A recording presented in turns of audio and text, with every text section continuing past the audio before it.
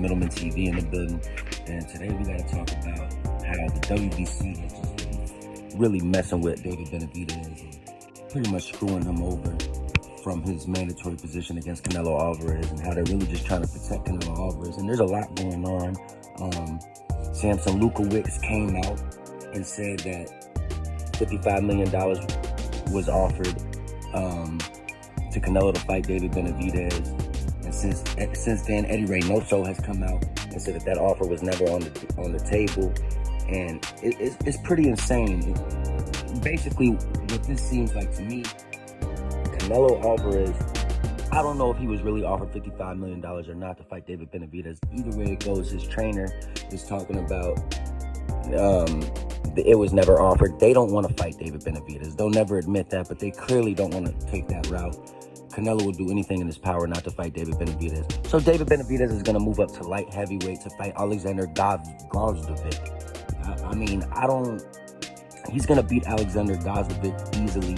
And Mauricio Saluiman is pretty much promoting David Benavidez as the mandatory at light heavyweight if he beats Alexander Gvozdovic, which he's going to beat easily. So he's going to be the mandatory at light heavyweight against Benavidez, whoever wins that fight.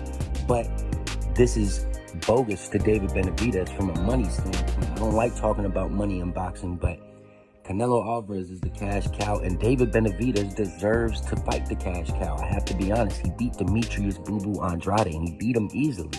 He beat Caleb Plant. The resume speaks for itself.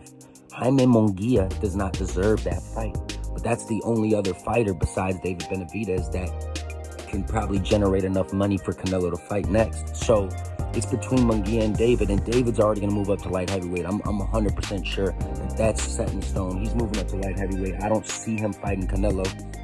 They're talking about $55 million, but I believe that is a fake offer, and Canelo's team would rather fight, honestly, I believe, for $35 million against an easier opponent than $55 million against David Benavidez anyway. So Canelo's going to take the easier route, mark my words, and he's probably going to end up fighting Jaime Munguia, because I don't see any other route that he can take. But just very unfortunate for boxing, man. WBC has ruined boxing.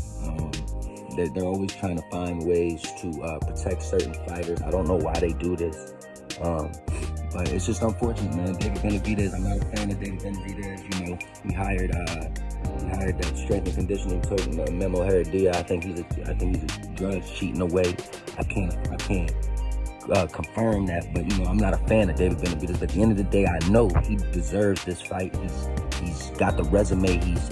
He's proven himself. He's definitely the best super middleweight in the world besides Canelo. So the fact that we're not getting that fight, and that they're not offering David Benavidez the fight right away automatically. He should just automatically have to fight Canelo. There should be no ifs, ands, or buts, but they're protecting Canelo. They're letting Canelo make the choice. So, I mean, it is what it is. And at the end of the day, David Benavidez has to stay active. So I think he's going to end up fighting Alexander Gvozdovic.